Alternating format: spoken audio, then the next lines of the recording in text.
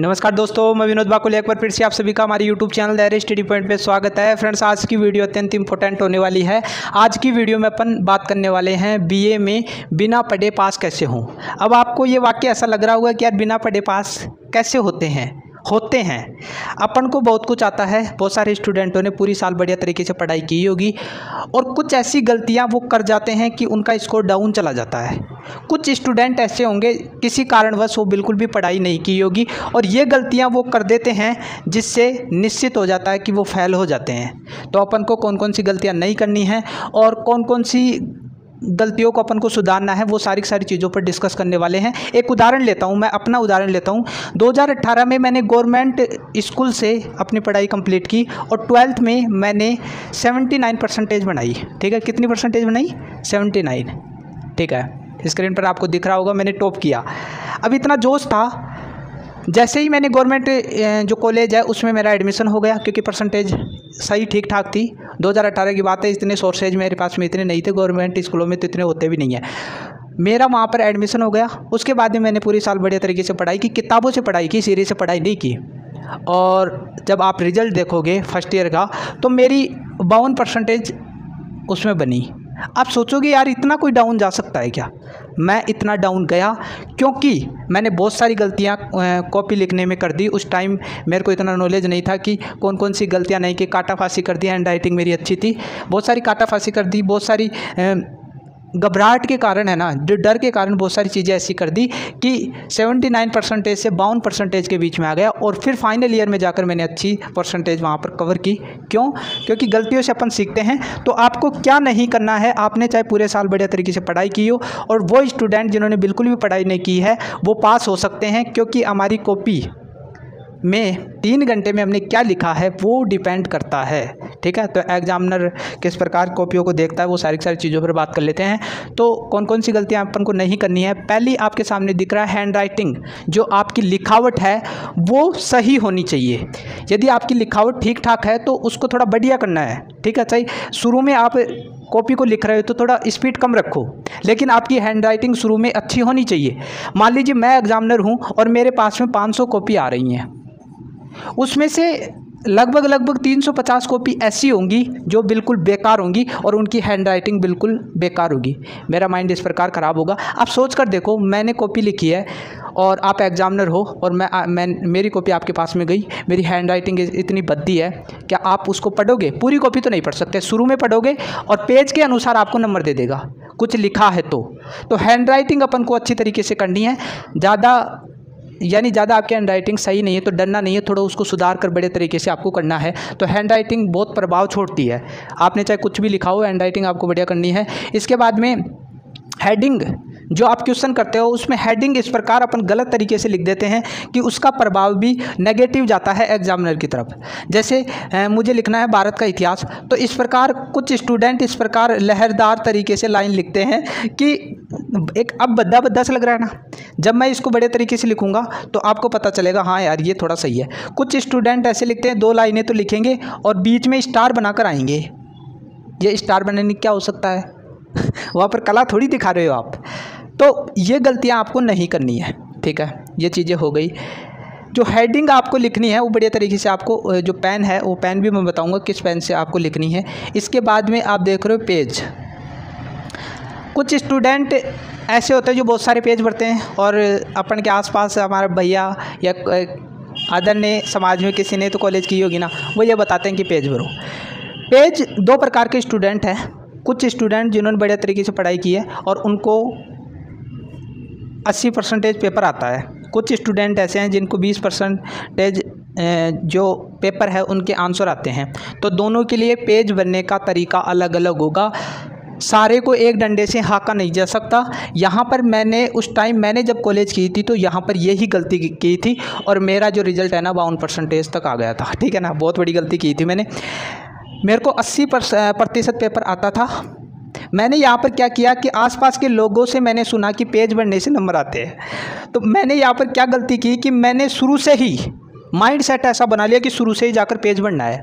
और ऐसा उन स्टूडेंटों को नहीं करना है। शुरू में आपको बढ़िया तरीके से पेज बनना है।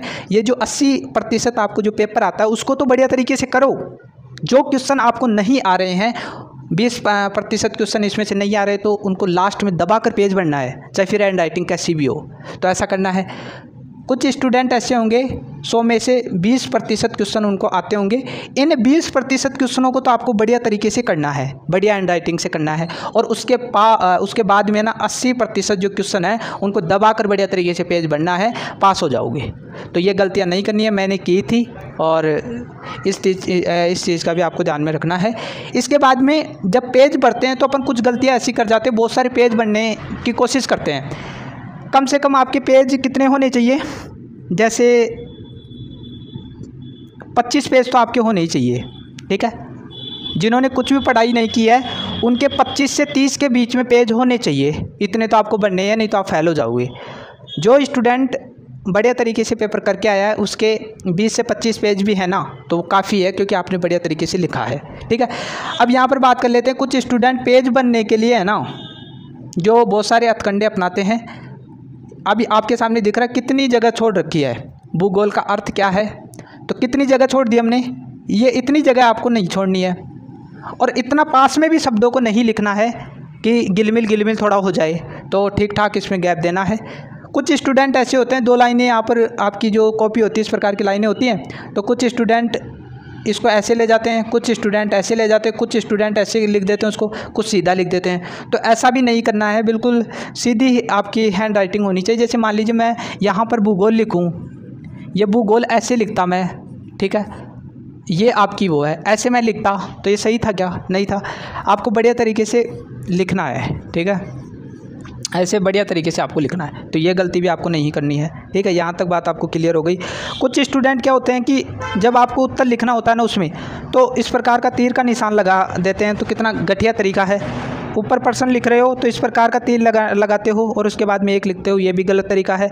आप पेन जो है हेडिंग लिखने के लिए इंक पेन का यूज करते हो, उससे क्या होता है कि इंक पेन जो होता है वो दूसरी तरफ भी दिखता है और दूसरी तरफ आप जो लिखते हो वो भी नहीं दिखाई देता है, तो ऐसा नहीं करना है। स्केच पेन का यूज़ करते हो तो वो भी गलत है, ये गलत है, ठीक है। इसके बाद में कुछ काटा फांसी अपन कर जाते हैं, और मैंने भी जब मैं फर्स्ट ईयर में था उस टाइम मैंने की थी, उस टाइम ये गलतियाँ मेरे पे ये मान लो बहुत भारी पड़ी थी। जैसे आपने भूगोल लिखा, जैसे मान लीजिए मैंने भूगोल गलत लिख दिया, ठीक है, ऐसे लिख दिया, और ये जो ऊ की मात्रा है, छोटा हुआ बड़ा हुआ आना चाहिए यहाँ पर, तो ये मैंने गलत लिख दिया और मेरे को पता चल गया कि मैंने ऐसे गलत लिख दिया। तो क्या करते हैं, ऐसा करते हैं, ऐसा कर देते हैं उसको। ऐसा करना गलत है। आपने गलत लिख दिया तो उसको एक ऐसा मार दो, बस वह एग्जामिनर अपने आप ही समझ जाएगा कि भाई इसने काटा मार दिया, यहाँ पर थोड़ा अच्छा लगेगा। तो ये सारी की सारी गलतियाँ करते हैं। अब आप मेरे को बताओ कि आपको बहुत कुछ आता है और आप ये गलती यदि दोहराओगे तो निश्चित ही आप नीचे जाओगे, और जो बिल्कुल भी नहीं पढ़ा है और ये गलतियाँ करता है तो वो निश्चित 100%, यहाँ पर मैं 100% ले रहा हूँ, 100% वो फेल होगा। तो आपको कुछ भी आता है उसमें आपको ये गलतियाँ नहीं करनी है, बढ़िया तरीके से हैंड राइटिंग में लिखना है, वो एग्जामिनर पर प्रभाव छोड़ेगा और आपको पास तो कर ही देगा, ठीक है। तो यहाँ पर मैंने बताया था कि हैंड राइटिंग आपको बढ़िया तरीके से लिखनी है, ये गलतियाँ नहीं करनी है। जो हेडिंग होगी उस हेडिंग को, जैसे भारत का इतिहास, ठीक है, मान लीजिए ये आपने हेडिंग लिख दी, तो इसमें इस प्रकार एक नीचे है ना जो लिख सकते हो, ठीक है। हेडिंग आपको है ना जो ब्लैक पेन यूज़ कर सकते हो, ठीक है, और ये लिखकर नीचे एक लाइन है ना जो ड्रॉ कर दोगे जिससे अच्छा लगेगा, और उसके बाद में आप इस प्रकार का चिन्ह यूज़ कर सकते हो, या फिर आप ऐसा यूज़ कर सकते हो, ये वाला चिन्ह यूज़ कर सकते हो, बढ़िया लगेगा, ठीक है। तो हेडिंग में ये चीज़ें यूज़ करनी है। इसमें ब्लैक पेन यूज़ कर लिया, और इसमें आप है ना जो ब्लू पेन है, जो नीला पेन है वो यूज़ कर सकते हो, बढ़िया लगेगा। तो ये चीज़ें करनी है, ठीक है। इसके बाद में ये मैंने बढ़िया तरीके से आपको बता दिया है कि बिल्कुल ज़्यादा गैप नहीं होना चाहिए। भूगोल का अर्थ क्या है, क्योंकि एग्जामिनर को सब पता होता है कि पेज बढ़ने के लिए ये है ना जो कितने गैप छोड़ रहा है वो कर रहा है, और इसके बीच में ये गलतियां नहीं करनी है। और ये जो उत्तर है वो आपको उत्तर 1, ठीक है, और ये सारी चीज़ें आपको करनी है, और इसको तो बिल्कुल ही काटा मार देना, ये तो लेकर ही मत जाना, ठीक है। तो ये गलती आपको नहीं करनी है। अब जो मेन पॉइंट है उस पर अपन बात कर लेते हैं कि एग्ज़ाम कॉपी में एंट्री कैसे करें। तो ये मेन पार्ट होता है इसका, ठीक है। ये जो चीज़ें होती हैं ये मेन पार्ट है, और शुरू में जो आपका पेज होगा उसमें आपको रोल नंबर और आपकी जो डिटेल वो भरवाता है, जो कॉपी का फर्स्ट वाला पृष्ठ होगा उसमें roll number, enrollment number, date, कौन सी एग्ज़ाम आपकी जो एग्ज़ाम है वो कौन सी डेट को है, कौन सा वार है, ये सारी चीज़ें आपको पता होनी चाहिए। इस पर मैंने ऑलरेडी बढ़िया तरीके से वीडियो बनाया था और राजस्थान यूनिवर्सिटी की जो कॉपी है उसको मैंने भरकर बताया है, वो वीडियो देखना मत भूलना। डिस्क्रिप्शन बॉक्स में उसका लिंक दे दूंगा, वहाँ पर जाकर उसको बढ़िया तरीके से देखना है। 27 मई को राजस्थान यूनिवर्सिटी के जो नॉन कॉलेज के स्टूडेंट उनका भारत का इतिहास पेपर है, तो उनको भी सबको वो वीडियो देखनी है, क्योंकि कुछ दिनों पहले मैंने वो वीडियो बनाई थी, तो उसको बढ़िया तरीके से आपको देखना है, ठीक है। तो कॉपी में यदि रोल नंबर गलत लिख दिया ना तो आपका रिजल्ट नहीं आएगा। कुछ उसमें एनरोलमेंट नंबर होते हैं, उनको यदि आपने गलत तरीके से कर दिया तो फिर आपका रिजल्ट नहीं आएगा, रिजल्ट रोक लिया जाएगा, फिर आप यूनिवर्सिटी के चक्कर काटते फिरोगे। तो शुरू में जब आप एंट्री करो तो उसमें गलतियां मत करना। अब अपन उत्तर कैसे लिखें, जैसे ये क्वेश्चन आ गया, बड़ा क्वेश्चन, प्राचीन भारत के इतिहास के स्रोतों का वर्णन कीजिए, ये क्वेश्चन आ गया। मान लीजिए ये आपकी कॉपी है, ठीक है, एक लाइन ऐसी खींची होती है ऊपर, ठीक है। तो आपको यहाँ से स्टार्ट करोगे तो यहाँ पर प्रश्न लिखने की कोई आवश्यकता नहीं है। मान लीजिए पहला क्वेश्चन है और आप ऐसे लिख रहे हो और उसके नीचे है ना पहले प्रश्न उतार दिया और उसके बाद में है ना जो मान लीजिए पहले है ना जो क्वेश्चन उतार दिया आपने ये पूरा का पूरा और उसके बाद में उत्तर लिख रहे हो, तो ऐसा नहीं करना है। आपको क्या करना है, जो क्वेश्चन है वो या तो आप है ना जो यहाँ पर प्रश्न 1 और यहाँ पर कुछ भी नहीं उतारना आपको, उसके नीचे उत्तर 1 और उत्तर लिखना स्टार्ट करना है, और ऊपर ही ऊपर जो मेन क्वेश्चन स्टार्ट करोगे आंसर देना, तो उस वहाँ पर क्या लिखना है, इसकी मेन हेडिंग आप लिख दो, ठीक है।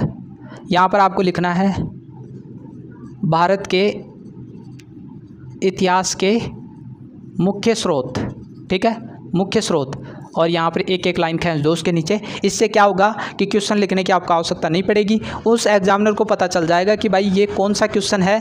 एक तो यहाँ पर आपको पता चल जाएगा ये मैन है, यहाँ पर क्वेश्चन का जो अंक है वो लगाना मत भूलना, और उससे एग्जामिनर को ये पता चल जाएगा कि ये किस क्वेश्चन का आंसर देना चाह रहा है। इसके बाद में यहाँ पर हेडिंग में आपको बढ़िया तरीके से लिखना स्टार्ट करना है, ठीक है। ये आप बढ़िया तरीके से कर दोगे तो इस प्रकार आपको आंसर देना है। सारी की सारी चीज़ों पर मैंने डिस्कस कर लिया है। यदि आपके कोई डाउट है तो कमेंट बॉक्स में लिखना न भूले। चैनल पर नए हो तो चैनल को सब्सक्राइब करो, बेल आइकन को प्रेस करो, और भारत का इतिहास जो आपका पेपर होने वाला है उन सभी स्टूडेंटों को बेस्ट ऑफ लक। बढ़िया तरीके से करना है, डरना नहीं है, क्योंकि एग्जामें हमने 12th में भी दी थी और अभी भी दी थी। 12th में भी अपन बहुत सारा डर लग रहा था, अभी भी डर लग रहा है। जिन्होंने पढ़ा है बढ़िया तरीके से उनको डर लगेगा। गलतियां नहीं करनी है। शुरू के 5 मिनट आपके लिए थोड़ा डिफ़िकल्ट रहने वाले हैं, बहुत सारा डर लगेगा, लेकिन घबराना नहीं है, डरना नहीं है, ठीक है। मिलते हैं नई वीडियो के साथ, तब तक के लिए